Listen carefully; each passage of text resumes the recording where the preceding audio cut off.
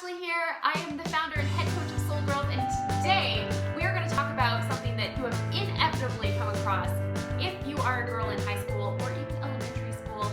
This is best friends and mean girls. Today I'm going to give you my very favorite tips to really be a very, very best friend. If you've ever come across mean girls, you know you don't want to be that girl.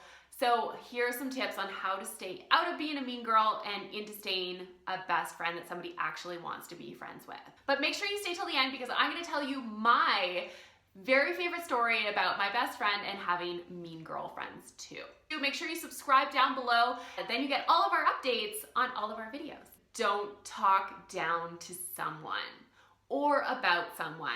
So you know you're a mean girl if you are talking down about other girls behind their back. This is not cool. And believe me, people will not want to be your friend for long periods of time if you are talking down about others. Even if you're not talking down about them, you'll probably come back to them later on. And this is scary. Nobody wants a best friend that's scary. So please try and keep your comments to kindness. Kindness always wins. So make sure that if you want to be mean, try and reroute it and figure out why you're trying to be mean or why you're trying to be more powerful. What is it that you're missing in order to get through to being actually a really good friend? Sometimes being mean can feel a little bit powerful. I totally get it. We all like to have kind of a little bit of power, a little bit of step up on someone. But let me tell you, that step up is crumbling and it won't last. And that's even more scary because when you're using other people to get a step up, as soon as they take away that block, you fall even lower than you were before. Don't talk behind other people's backs. It doesn't work. All right, number 2, I come across it all the time with girls, and this is dressing to impress. Now, if you really want to be the very best friend ever, don't tell your friends what to wear or how to wear it. You can dress however you want, as crazy as you want, because this is your style and it's part of what makes you unique and awesome.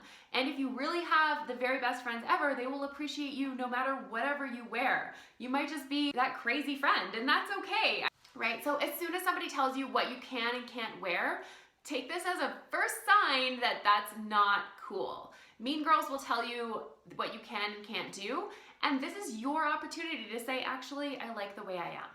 And I like the way I dress, and I like the clothes that I choose. And feel comfortable in them. Comfort is cool. Feeling good in your body and feeling good at what you're wearing is super, super important. Right, the third thing is to be confident. Like, know what makes you awesome. And if you don't know, find something that makes you awesome and feel good about it. Accept compliments. If somebody gives you a compliment, take it. Don't be like, oh no, I can't take a compliment. Okay, compliments are really awesome and they are not a bad thing to accept. And give meaningful compliments too. This is your opportunity to, spread love and spread awesomeness. If you really like somebody and you're like, wow, you're a really good guitar player or you're a really good singer and you really mean it, that's a great compliment to give. Compliments are not always fake and they can make you really appreciate your friends a lot more when you know what makes them awesome and you feel good being you're awesome too. Is making decisions and sticking with them. So don't be like that girl who's like, what do you want to do today? It doesn't matter. Okay, figure out what you want to do, make a decision. Go along with other people's decisions if it makes you feel good, but if you have a choice to make and you're like, this doesn't make me feel good, then say it. So I want to tell you my last story about having my very best friend. And I remember having 2 very, very best friends in elementary school. And it was so annoying because somebody always got left out. And so my friends both had places in Whistler and they would go to Whistler together and they would come back to school and they'd be like, oh, Whistler was so much fun. And I would be like, oh man, why don't I have a place in Whistler? Why can't I go to Whistler? And it was like our whole life revolved around like them doing something cool and then I had to like pick up. But lucky for me, I had my own things that I did on the weekend. And so I felt really confident in playing sports, in working with my team and doing things that was like outside of like very, very best friends. And that was okay. Because when I felt left out, I knew that I always had something else. All right, so make sure that you're building these things. I'm Ashley, I'll see you soon. Let me know below, what are